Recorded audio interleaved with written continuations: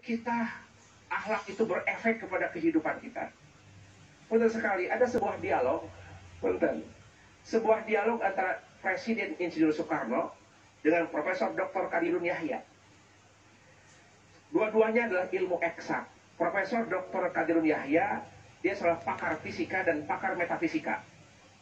Tapi dia mutasawif, dia thariqah Qadiriyah Naqsabandiyah. Tetapi di sisi lain, Presiden pertama kita, Insinyur Soekarno, juga eksak, tamatan ITB, Insinyur Soekarno. Terjadilah sebuah dialog. Dialog itu menyatakan begini, wahai profesor, jabatan mana yang paling tinggi di dunia dan akhirat? Jenderalkah, presidenkah, atau surgakah? Kemudian dia jawab, Pak Presiden, jabatan tertinggi adalah surga. Great, wahai profesor. Disusul dengan pertanyaan kedua, Pak Profesor, bagaimana, berapa tahunkah bisa jabatan surga itu? Kalau jadi jenderal, berpuluh-puluh tahun, sekolah SD, SMP, SMA, pangkat tamtama, letnan jenderal, kemudian jenderal, itu puluhan tahun mendapat posisi itu. Presiden, sama, itu pun kalau terpilih.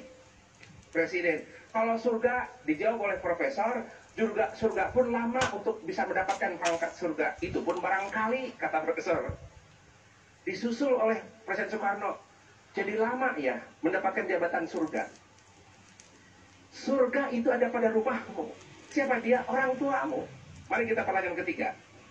Tapi wahai profesor, sewaktu saya sekolah di ITB Bandung, saya menemukan para ustadz, para kiai, tausiah dan ceramah, saya menangkap satu hadis. Dan hadis itu muttafaq alaih dan cukup viral hingga sekarang hadis itu. Dalam hadis itu dikisahkan ada seorang PSK, wanita tunasusila dari Bani Israel. Kalau wanita tunasusila itu adalah maksimal maksiatnya. Kemudian ketika dia di suatu kehidupan, di suatu momen, lihat anjing kehausan. Cerita ini sudah viral, sudah cukup terkenal dan disampaikan sejak berkali-kali oleh para ustadz dan para kiai. Sampai saking kehausannya itu anjing, lidahnya terjulur ke pasir. Muncullah di hati si PSK tadi iba melihat suasana anjing. Akhirnya dia minta, kasihan itu anjing. Akhirnya si gadis tadi berjuang mencari air buat kasih minum anjing yang kehausan. Kemudian ketika ngambil air, dikasih ke anjing sampai lepas dahaga. Anjing pergi. Si gadis tadi, si PS tadi melanjutkan aktivitasnya, baru 10 langkah jatuh dan meninggal. Dikisahkan itu gadis sudah masuk surga. Profesor Insinyur Soekarno tanya kepada profesor, Pak Profesor, kok mudah banget ini gadis masuk surga? Nggak lama tuh. Kok tadi lama sekali ke surga? Ini kenapa? Si gadis kok bisa langsung ke surga? Cepat nih profesor. Saya kira pertanyaan ini bisa mewakili anak-anak milenial. Mau tahu jawaban profesor kepada Pak Soekarno? Hanya Pak Soekarno, dia tidak langsung jawab. Izin Pak Soekarno, bolehkah saya minta kertas? Siap. Kertas dan pulpen. Kebetulan Pak Soekarno adalah orang eksak. Dr. Kadirun juga orang eksak.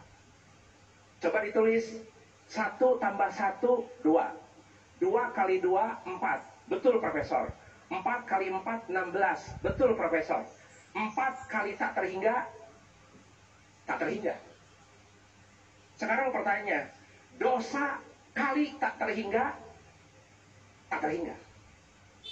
Great Profesor, kata Pak Soekarno. Maksudnya lanjutkan wahai Profesor.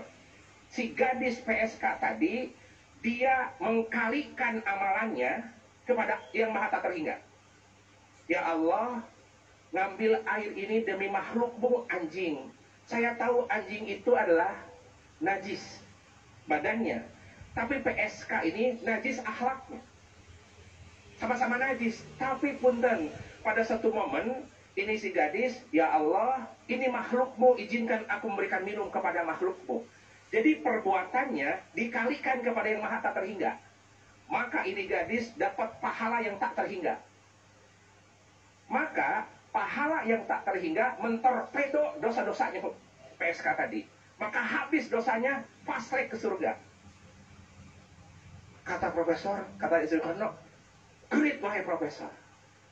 Perbuatan apapun, kalau dikalikan lillahi ta'ala, tidak terhingga pahalanya. Begitupun di surga, di rumah kita, ada surga di rumahmu. Menjawab kedua orang tua, kaitkan kepada Allah, ya Allah, ini orang tuaku, ya mama.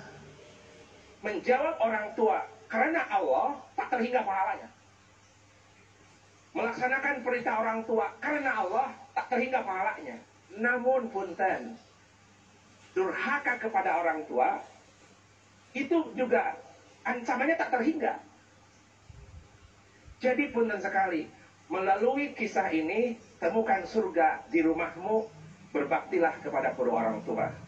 Terima kasih, jumpa kali segmen berikutnya. Damai Nusaku TV One, semoga berkat adanya. La haula wala quwata illa billah. Assalamualaikum warahmatullahi wabarakatuh.